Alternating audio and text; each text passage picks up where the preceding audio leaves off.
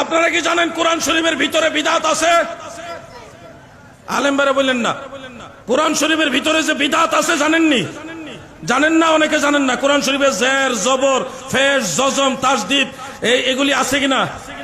আপনারা কি জানেন এগুলি সব বিদআত? টেনশনে পড়ে গেছেন নাকি? কোন বাপের বেটা নাই যে প্রমাণ করে দিবে কোরআন শরীফে জের, জবর, ফেজ, জজম নবীর জামানায়, সাহাবীদের জামানায় ছিল? কেউ না এটা প্রমাণ করবে। সাহাবীদের জামানায়ও জের জবর ছিল না কোরআন শরীফে। বাদশা হাজ্জাজ বিন ইউসুফের জামানায় এসা, এরপরে আরেকজনের জামানায় এসা পরবর্তীতে তাসদীদ এবং সাকিন এগুলি যুগ হয়েছে অনেক পরে। উলামায়ে কেরাম সবাই জানে ইলমে নাহু, ইলমে সরফের আলোকে এই কোরআন শরীফের জের, জবর, পেশ, জজম হলো বিদআতে ওয়াজিবা। এটা যদিও বিদআত কিন্তু এটা জরুরি। এটা কোরআন তেলাওয়াতের জন্য আমাদের সবার দরকার। এখন আপনারা যে বলেন বিদআত মানে খারাপ, বিদআত মানে বাদ দিয়ে দাও, কোরআন শরীফের জের জবর কি করবেন? নাইলে প্রমাণ করেন যে রাসূল পাকের জামানায় জের জবর ছিল, দেখাও। আরেকটা উদাহরণ দিতে চাই, দিব না? টেনশনে পড়ে গেছেন নাকি আপনারা? এলাকায় মাদ্রাসা আসেনি? আলিয়া মাদ্রাসা বলেন আর কওমি মাদ্রাসা বলেন, প্রচলিত যত মাদ্রাসা আছে সব বিদআত।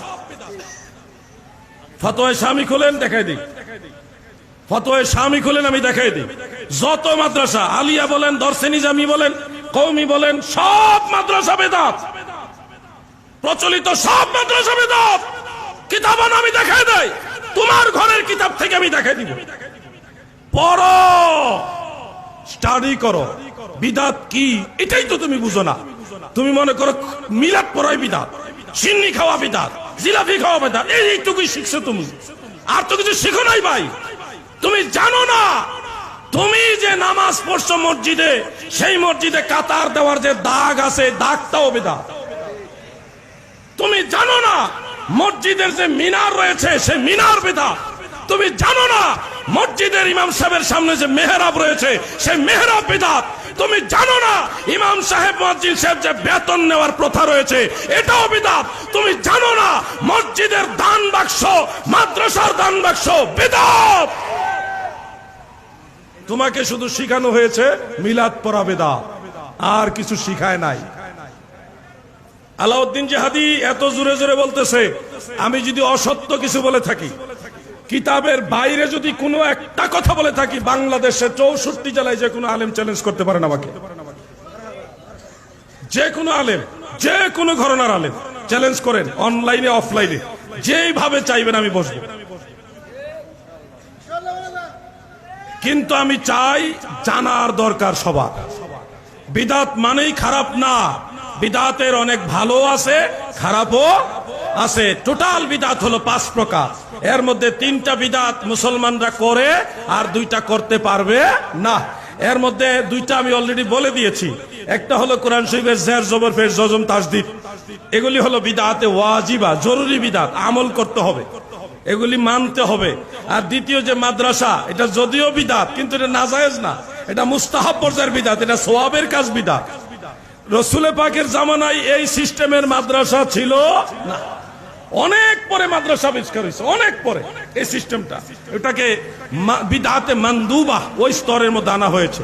3 নম্বরে আপনারা বৎসরে 2-1 বার প্রত্যেকের ঘরেই মেহমানদারি, মুসাফির যারা আসেন তাদেরকে খাবার পরিবেশন করে থাকেন, করেন কিনা?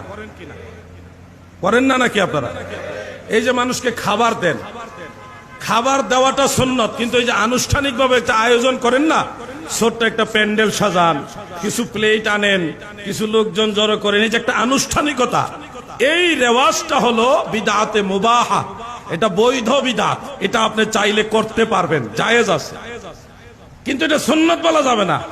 সুন্নত হলো মানুষকে খাবার দেওয়া, ইতাআমুত আম, যেটা খাবার দেওয়াটা হলো সুন্নত, কিন্তু ওই আনুষ্ঠানিকতাটা হলো বিদআত। আমি আরো সহজ করে দিচ্ছি, এই যে ওয়াজ মাহফিল, ওয়াজ করাটা হলো ফরজে কিফায়া আলেমদের জন্য। ওয়াজ করাটা আলেমদের জন্য ফরজে কিফায়া, সবার জন্য না।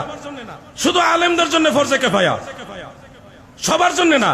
কিন্তু এই যে আনুষ্ঠানিক আয়োজন, stage, chair table poster lighting miking আরো যে সিস্টেম, এই সিস্টেমটা হলো বিদআত, কিন্তু নাজায়েজ না, এটা বিদআতে মানদুবা, এটা জায়েজ বিদআত। কোন হাদিস থেকে কোরআনের কোন আয়াত থেকে এই সিস্টেমে ওয়াজ মাহফিলের দলিল আপনি দেখাইতে পারবেন না, কিন্তু ওয়াজের দলিল আছে, মূল জিনিসটার দলিল আছে, যেটা করা হচ্ছে বয়ান এই জিনিসটার দলিল আছে, কিন্তু প্রচলিত এই সিস্টেমের দলিল না। এই কাইফিয়াত সিস্টেম, এই ধরন রীতি, এটাকে বলা হয় বিদআতে মানদুবা। এটা বৈধ সওয়াবের কাজের বিদআত, মুস্তাহাব পর্যায়ের বিদআত। ভাই আমার একটা সংজ্ঞা আমি বলবো সবাইকে উদ্দেশ্য করে, আলেম ভাইরা আপনারা তো অসংখ্য আলেমের উস্তাদ, একটা সংজ্ঞা মুস্তাহাব কাকে বলে, এই সংজ্ঞাটা সবার মনে নোটে রাখবেন।